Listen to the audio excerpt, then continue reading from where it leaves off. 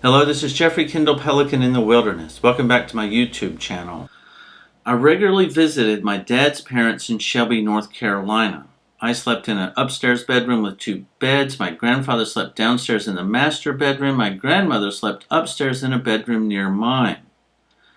Now, if you followed the story to this point, you will remember that my grandparents had marital sexual problems and that my grandmother had mental problems. If you have not seen those videos, the links are below. Now, one time when I was visiting them, I woke up and bits and pieces of sexual abuse were in my mind. My grandmother was part of it. I could not figure out if it had been a dream or if it had really happened. I spent all day rummaging through my head from the attic to the basement trying to make this discernment. I also began to think that I can't trust my grandmother. Now, I didn't know any of the stories, any of the background stories that I have told you. I learned those later.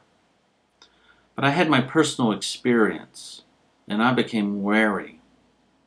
That night when I went to bed, I thought, I cannot fall asleep, I cannot fall asleep. I willed myself to stay awake. I had to know the truth.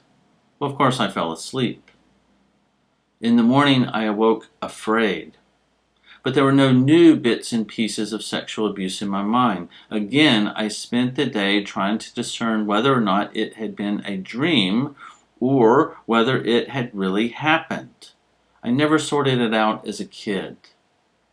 But where does a dream like that come from? How does a child even know what sexual abuse looks like? That cannot be a normal dream for a child. My parents came to pick me up and they took me home. My parents were in the front seat, I was in the back seat. I told them about my dream or my memory, whatever it was. And I said, I think I've been sexually abused. My parents dismissed my allegation immediately, both of them. My mom was more direct. You were not sexually abused. My dad was more like, oh, shucks, that couldn't have happened. My parents had a habit of not believing me, and links to those videos can also be found below, but there may have been other factors that prompted them to dismiss my allegation. Maybe it was an uncomfortable truth. Maybe it didn't fit in with their attempts to whitewash the world for me and my sister. Maybe they didn't want to admit or accept that they had left me in a place where I was endangered. I tend to think it happened.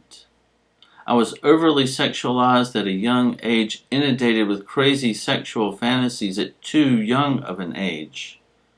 They had to have a source, a cause.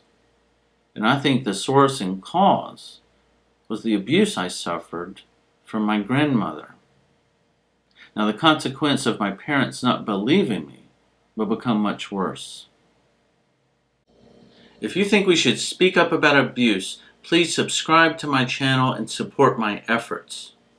If you think my stories will help someone, please like my video, comment on it, and share it.